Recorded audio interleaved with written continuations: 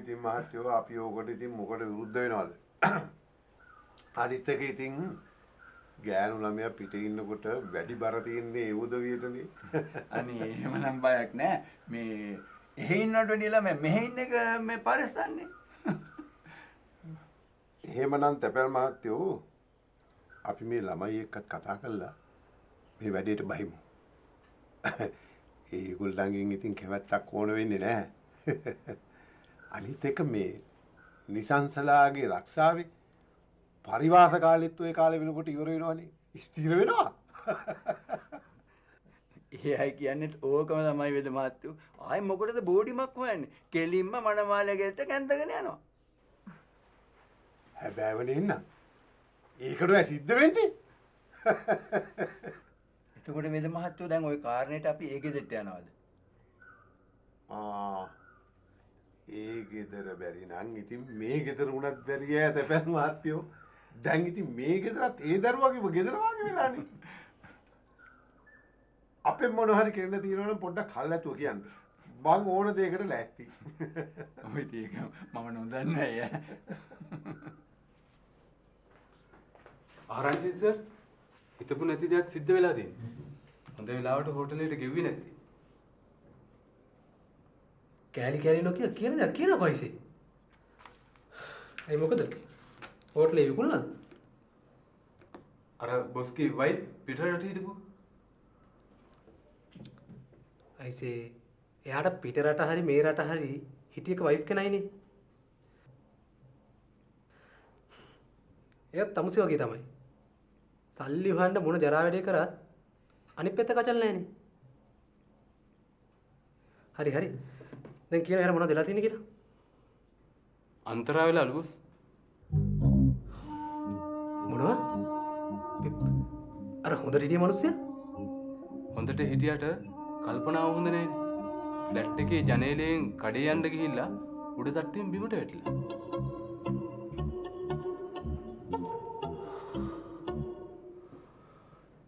ඒකත් එහෙමද?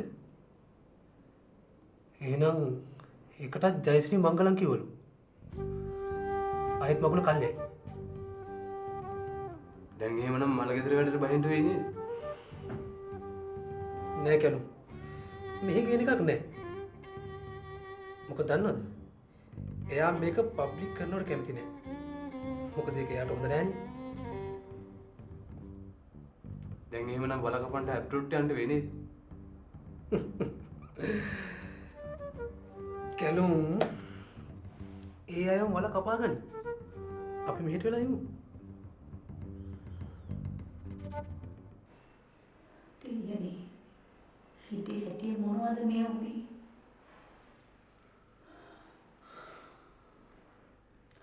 නර්බදායි තනිය වෙන්නේ නැති. යට උගක් දුක ඇති. නරකට අපි කියලා බැලුවොත් ආරංචි හැටියට නම් ආන්ටි නර්මදාවත් ඩග්ලස්වත් එහෙම ලංකාවේ නෑ. මම හිතන්නේ ඒගොල්ලෝ එහෙ යන්නේ නැති. එහෙමනම් පොඩි එක මෙහාට ගෙනීද? මරණයට පස්සේ ඉතින් කොහේ වල දැම්මා මොකද ආන්ටි?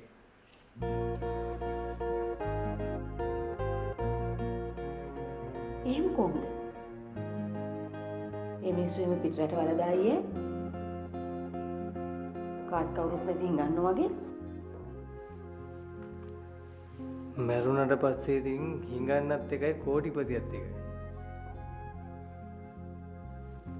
අනේ ඉතින් ආන්ටි නිකන් හිටියේ රටෙන් පිටනේ. දැන් ඉතින් කොහේ වැල්ලුවා මොකද? එහෙම මුකුත් ආරංචියක් මනෝජ්ට ලැබුණාද? පූජා මොන හරි ඔයාලට කිව්වද? මට නම් මොකුත් කිව්වේ නෑ. ඒ වුණාට ඉතින් ආන්ටි ඩග්ලස් කියන්නේ මහා අමුතු මිනිහෙක් නේ. මෙයා හේතුවක් නැතුව කිසිම දෙයක් කරන කෙනෙක් නෙවෙයි. ඒක නම් ඇත්ත. ඩග්ලස් හිතන්නේ අපි හිතන විදිහට නෙවෙයි. එහෙනම් අපිට පිටරට යන්න වෙයිද? එන විදිහක් බලමුකෝ. කෝකටත් මනෝජ් මේක අසංගත කියලා ඉන්න ඉපාය.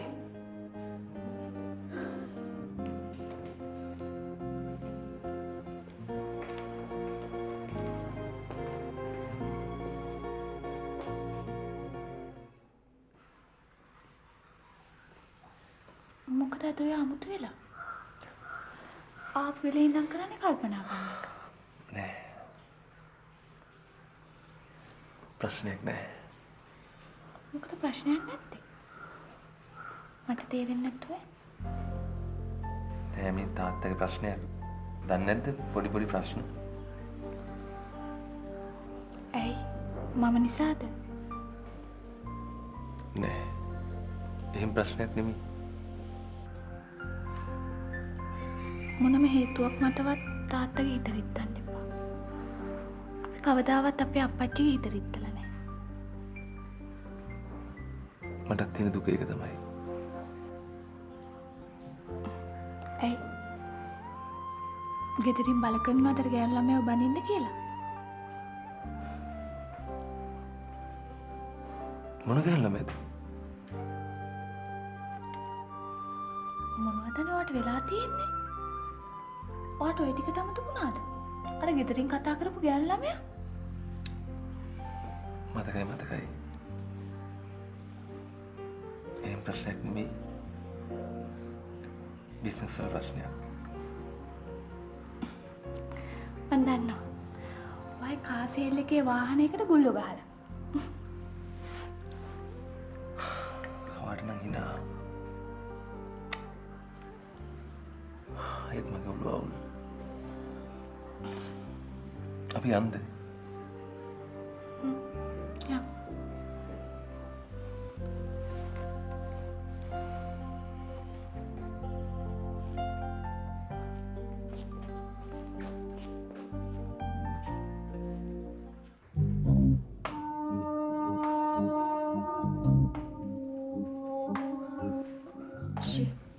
ඒ අස්සේ මේකත් වුණානේ.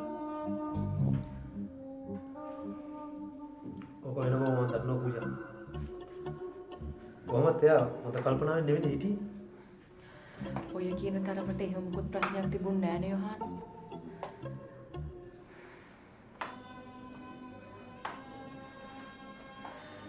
මෙයා මොකටද ජනෙලෙන් පැන්නේ?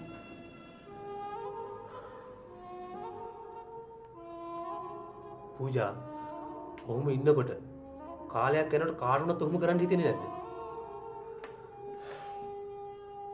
එයා දන්නවා එයාට ගෙදර ඉන්න බැරි බව.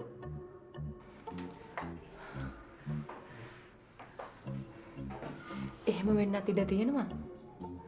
ඒ වුණාට එයාට ඒ හැම පහසුකමක්ම තිබුණානේ. පූජා එයාට ඕනුනේ ඒව නෙවෙයිනේ.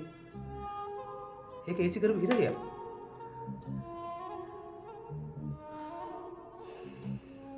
ඒක තමයි මම වට හැමදාමත් කියන්නේ.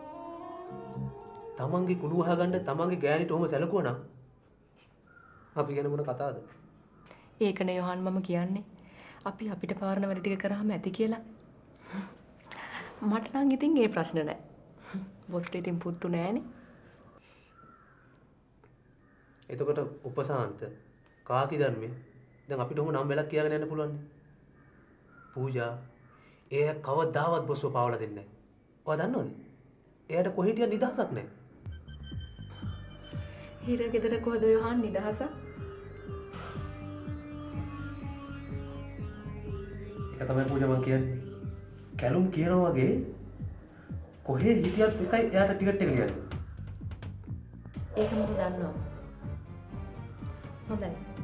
යෝහාන් කියන එක ගැන මම ගොඩක් හිතුවා. මම එකඟයි.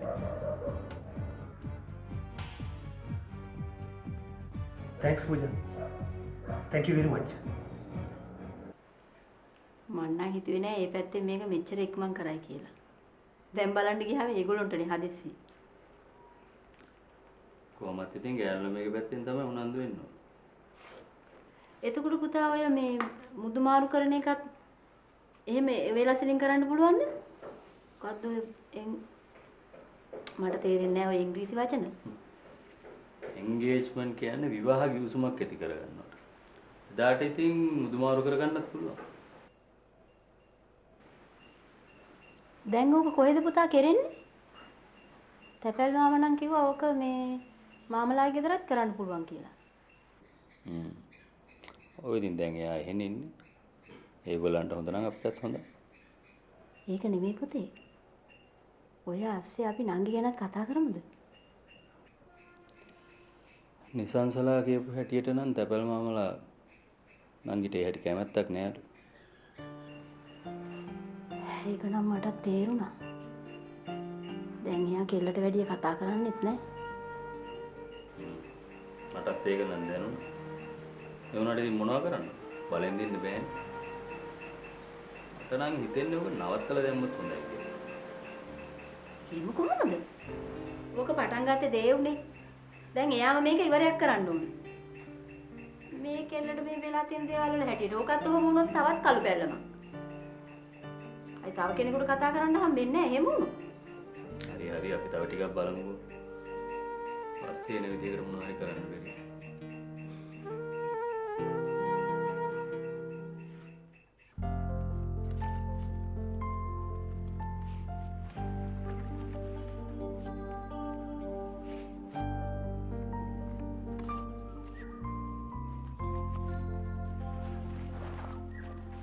මොකද ආදර සංග්‍රාමයක්ද? නෑ. එහෙම එකක් නෙමෙයි. ඇයි ඔය එකපාරට එහෙම ඇහුවේ? කවදාවත් නැතුව මනෝගාල හිමින් දාන්න හිතුවා. නෑ. එහෙම එකක් නෙමෙයි. හැබැයි එහෙම එකක් තමයි. මේ කොල්ලෝ කියන්නේ මහා අමුතු જાතියක්. මහා කරදරකාරයෙක්. ඇයි? එයා දැන් මොකද කියන්නේ? මොකුත් කියන්නේ. ඔය කල්පනා කර කර ඉන්නේ. ගෙදරින් මොකක් හරි ප්‍රශ්නයක් වෙන්නේ නැති.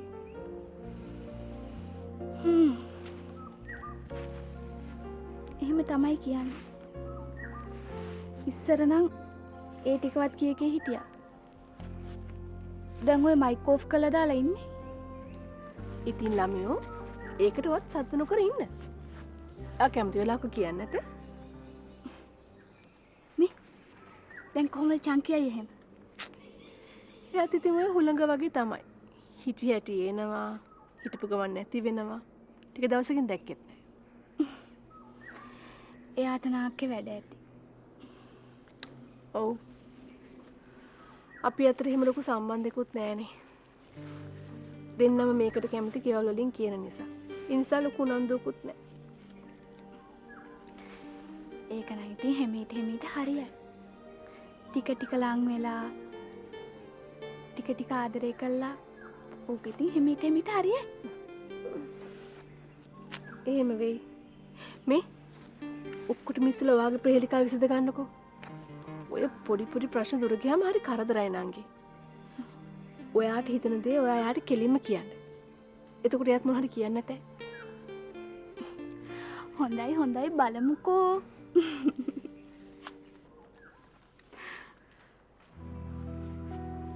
ප්‍රශ්න ඉවරයක් නෑ.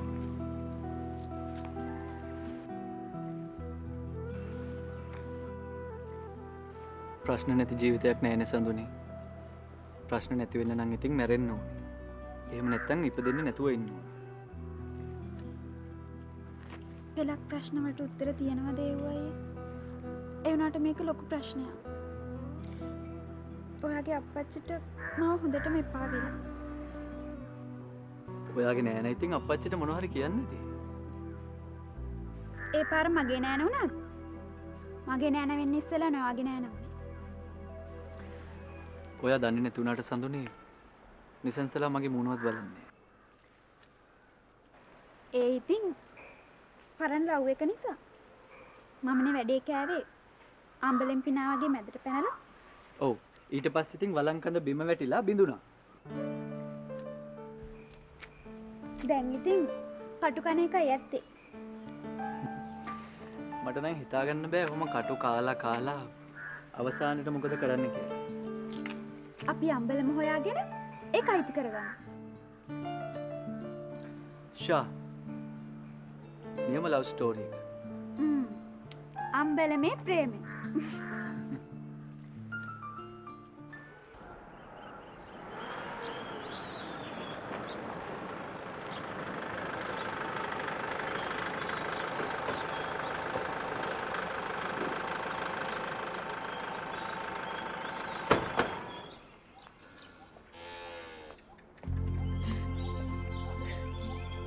පූජා. සේරම වැඩ ටික හෙදිම ඉවරයක් කළා අලු ටික අරගෙන ආවා. මෙහි ගෙනාවයි කියලා ඉතින් අපිට යාළුවෝ නෑදෑයෝ මහ ගොඩක් නෑනේ. ඒකට කමක් නැහැ. කෙනෙක් නැති වුණාම එහා කොහේ හිටියම මොනවා වුණාම මොකද? ඒක ඉතින් කාටවත් ලේසියිනේ. පූජා. නර්මදා ගොඩාක් ෂොක් එකකින් ඉන්නේ. එයා පොඩ්ඩක් බලා ගන්න වෙයි. It's okay. It's my duty. හිතාපු දෙයක්ද මේ වුනේ? මං හිතාගෙන හිටියේ දුගේ වෙඩින් එකේ වැඩ තියෙන හින්දා ලබන සුමානියව ගෙන්න ගන්න. දැන් සේරම අවුල් වුණා. අපි යමු නර්මදා. ඔයාට මහන්සිත් ඇතිනේ. අපි පස්සේ කතා කරමු.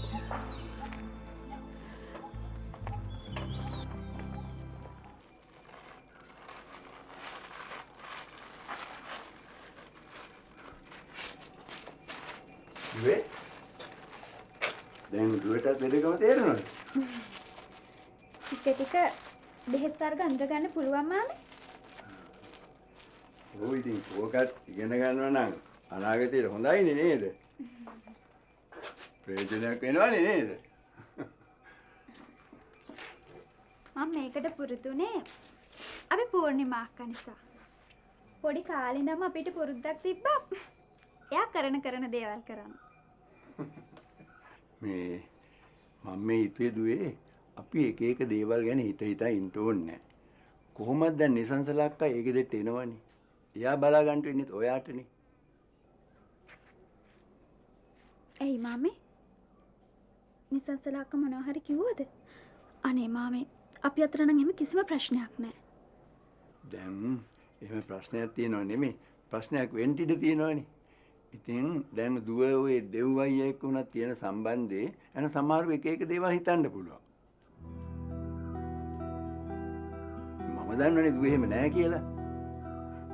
මෙහෙදි හරි අපේ ගෙදරදී හම්බුනොත් තමයි මාමේ අපි කතා කරන්නේ. නැතුව පිටදී එහෙම ආශ්‍රයක් නැහැ. වේ එහෙම ආශ්‍රයක් ගැන උනත් සමහරව එක එක විදිහට හිතන්න පුළුවන්. මම මේ කින් දේවල් වලදවා හිතන්න එපා. එහෙම වුණත් අපි අයින් වෙන එක හොඳයිනේ. නේද?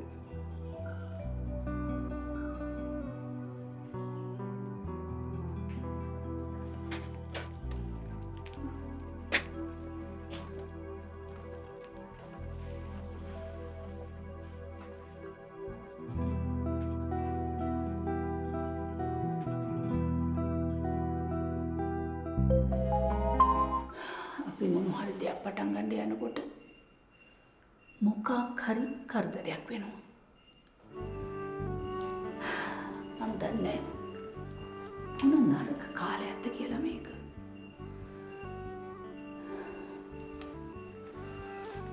අම්මෝ ගැන හිතා දුක් වෙන්න ඕනේ නැහැ.